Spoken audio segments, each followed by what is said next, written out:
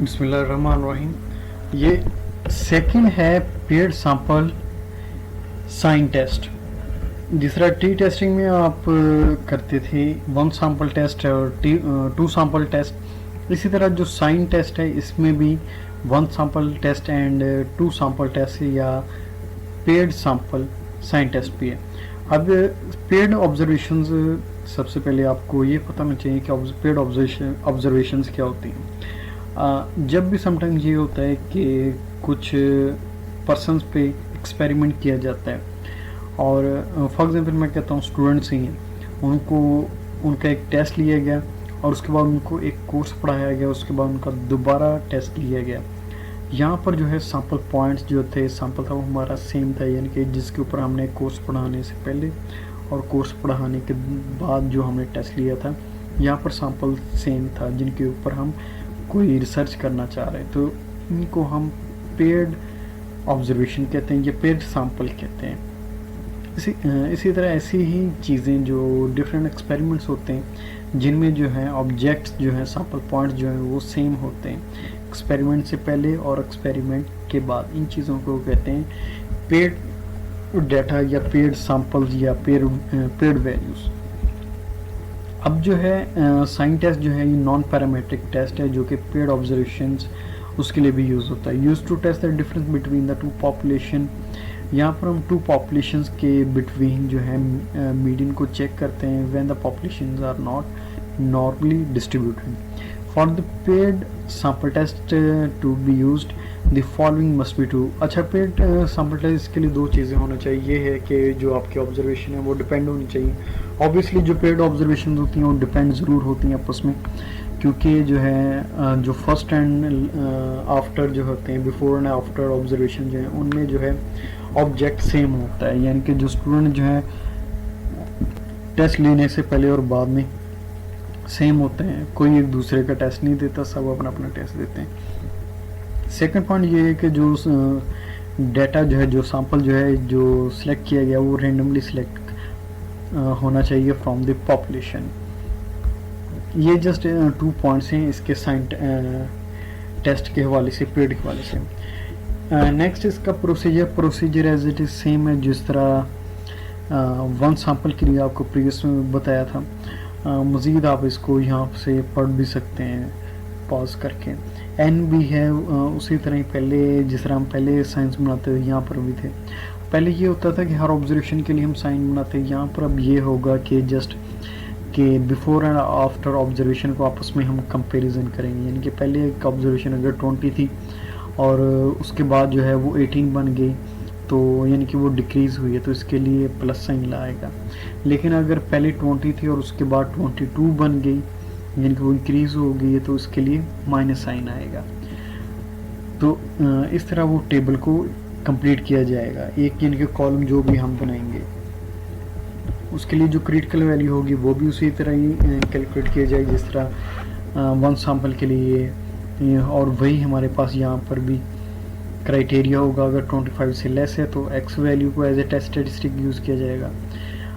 अगर 25 से values greater हो जाएंगी तो उसको फिर उसके लिए क्रिटिकल वैल्यू जो है वो जी से कैलकुलेट किया जाएगी। अगर 25 से लेस है तो टेबल वैल्यू से उसकी क्रिटिकल वैल्यू लेंगे।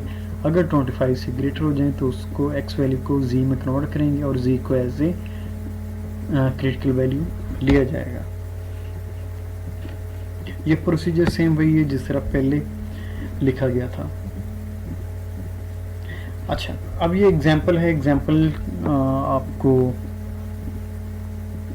से आप मज़ीद बेहतर तरीके से समझ सकते हैं।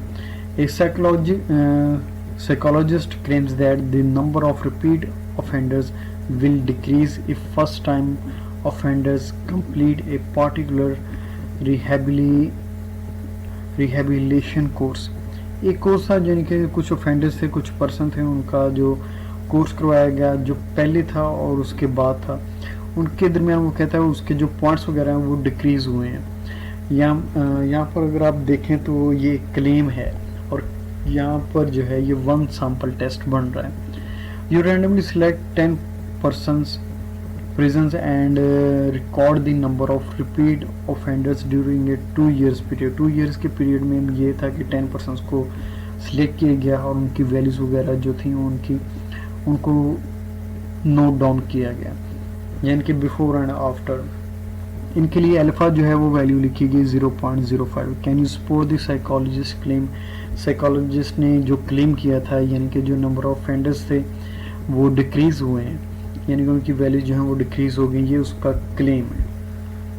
अब यहाँ पर उसने डाटा प्रोवाइड नहीं किया। जब क्लेम के साथ डाटा प्रोवाइड किया जाता है तो उसमें हाइपोथेसिस को एज ए नल हाइपोथेसिस में लिखते हैं, लेकिन अगर जो है जस्ट एक क्लेम जस्टिफाई किया गया और डाटा जो है उस बंदे ने खुद नहीं दिया तो क्लेम को हम अल्टरनेटिव हाइपोथेसिस में लिखते हैं। अब जो क्लेम था वो जस्ट पहले उसने बताया था, और जो कि सैंपल था वो अनदर पर्सन ने सिलेक्ट किया था, यानी कि यहाँ पर लिखा होगा थर्ड लाइन में यू रैंडमली सिलेक्ट 10%। साइकोलॉजिस्ट ने ये सिलेक्ट किया। अगर वो एक डाटा प्रोवाइड करके क्लेम स्टैब्लिश करता तो हम उसके क्लेम को नल हाइपोथेसिस में लिखते, लेकिन यहाँ पर जो है उसने डाटा प्रोवाइड नहीं किया, डाटा बाद में खुद कलेक्ट करना पड़ा, तो उसका क्लेम जो है अल्टरनेटिव हाइपोथेसिस में लिखा जाएगा। अच्छा, ये कुछ वैल्यूज़ थी prison before and after. First two ये अप टू 10 प्रिजन थे, उनकी बिफोर वैल्यूज़ 21 है, 34 है, 9 है, 45 है, 30, ये कुछ वैल्यूज़ काउंट की थी, और आफ्टर वैल्यूज़ वो भी काउंट की गई। अब अगर फर्स्ट में देखें तो 21 पहले थी, वो बाद में 19 बन गई, तो ये डिक्रीज़ हुई है, इसका मतलब है प्लस साइन आएगा। और दूसरी की भी इसी तरह डिक्रीज़ हुई, 34 से 22 बन गई, ये प्लस साइन। थर्ड वैल्यू थी 9 जो कि बाद में 16 हो गई। अब ये इंक्रीज़ हुई है तो इसके लिए माइनस साइन आ गया। इसको आप इस तरह भी याद कर सकते हैं कि फर्स्ट वैल्यू थी 21 माइनस 19 करेंगे तो एक प्लस की वैल्यू आएगी, इसलिए प्लस लिख दिया। सेकंड 34 माइनस 22 करेंगे तो वो एक प्लस की वैल्यू मिलेगी, यानी कि 12, तो इसके लिए भी प्लस लिख दिया। अब थर्ड वैल्यू 9 माइनस 16 करेंगे तो इसका मतलब होगा -7 मिलेगी, यानी कि माइनस की वैल्यू मिलेगी, तो इसके लिए माइनस लिख दिया जाएगा। अब है सोल्यूशन यानी कि null hypothesis and alternative hypothesis. जो उसने क्लेम किया था उसको हमने अल्टरनेटिव हाइपोथेसिस में लिखा, the number of repeat offenders will decrease, मतलब जो बाद वाले हैं वो डिक्रीज हुए हैं और पहले वाले मतलब ज़्यादा हैं, यानी कि K1 मैंने उसको पहले वाले को लिखा गया डेटा को, और सेकंड डेटा को मैंने K2 से नोट किया गया, यानी कि K1 is greater then K2। अब इसी के अल्टरनेटिव में जो नल हाइपोथेसिस बनता है, यानी कि जो आपका सेकंड हाइपोथेसिस होता है उसका उलट जो है वो पहले वाला हाइपोथेसिस होता है, K1 इज़ लेस देन और equal to K2। Second point उसमें अल्फा की वैल्यू जो कि 0.025 गिवन दी हुई है उसने क्वेश्चन के अंदर प्रीवियस स्लाइड में। Determine the sign of the difference between the before and after data. अब अगर यहाँ पर डाटा में देखें तो x की वैल्यू 1 बनेगी, हम देखेंगे कि कौन से साइन लेस हैं, वो एज ए एक्स वैल्यू उसको हम लिया जाएगा और उसको हम कंपेयर करेंगे विद द टैबलेटेड वैल्यू। अच्छा, साइंस यहाँ पर लिखे हुए हैं, उसने अल्फा की वैल्यू भी दी है, n जो है यानी कि n 1 + 9 1 नेगेटिव साइन और प्लस वाले 9 साइन थे, 1 + 9 इज इक्वल टू 10 है। अब इसके लिए क्रिटिकल वैल्यू भी 1 है। अच्छा, अब जो है जो डिसीजन जो हमने लेना है वो डिसीजन यानी कि क्रिटिकल रीजन जो है वो हमेशा अल्टरनेटिव हाइपोथेसिस के साइन को देखते हुए बनता है। अब यहाँ पर भी ये वन टेल टेस्ट है, तो हम क्या करेंगे, हम कहेंगे जी कि हम do not reject H0 if आपकी टेस्ट स्टेटिस्टिक यानी कि X value is greater than tabulated value. मैं रिपीट कर रहा हूँ, do not reject H0 if test statistic value यानी कि एक्स वैल्यू जो कि 1 है, अगर ये ग्रेटर है देन दी